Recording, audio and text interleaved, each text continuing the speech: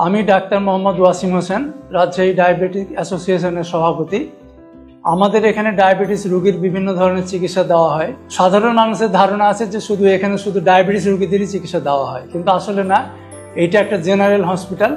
এখানে সব ধরনের চিকিৎসা হয়। এখানে কার্ডিওলজি, সিসিইউ আছে, এখানে কিডনির বিভাগ আছে, ডায়ালাইসিস হয়, এখানে দাঁতের চিকিৎসা হয়, সার্জারি, গাইনি, অর্থোপেডিক সব ধরনের চিকিৎসা হয়, অপারেশন হয়। গরিব রোগীদের জন্য আমাদের 6টা বেড আছে। দুস্থ রোগীদের জন্য আমাদের বিনামূল্যে বা অর্ধমূল্যে আমাদের ইনসুলিনের ব্যবস্থা আছে। আমাদের এখানে ব্লাড ব্যাংক আছে। অসুস্থ রোগীদের আনা নেওয়ার জন্য আমাদের অ্যাম্বুলেন্স সার্ভিস আছে।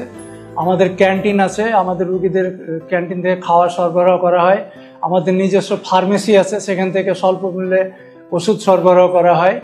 আমাদের এখানে যে কোনো রোগী অন্যান্য ক্লিনিক বা হসপিটালের তুলনায় স্বল্প মূল্যে এখানে চিকিৎসা পাবে, এবং আমরা এটা আমাদের নিজস্ব ইনকাম দিয়েই চলি। আমাদের এখানে কোনো সরকারি অনুদান আসে না। আমাদের নিজস্ব ইনকাম দিয়ে আমাদের এখানে চলতে হয়। আমাদের এখানে অত্যাধুনিক ল্যাবরেটরি আছে। আমাদের ইমার্জেন্সি সার্ভিস 24 ঘন্টা খোলা থাকে। আমাদের ইনডোর সার্ভিসও 24 ঘন্টা খোলা থাকে। আমাদের বহির্বিভাগে আমাদের সার্জনরা বসে এবং আমাদের বিশেষজ্ঞ চিকিৎসকরাও আমাদের এখানে রোগীদের দেখেন।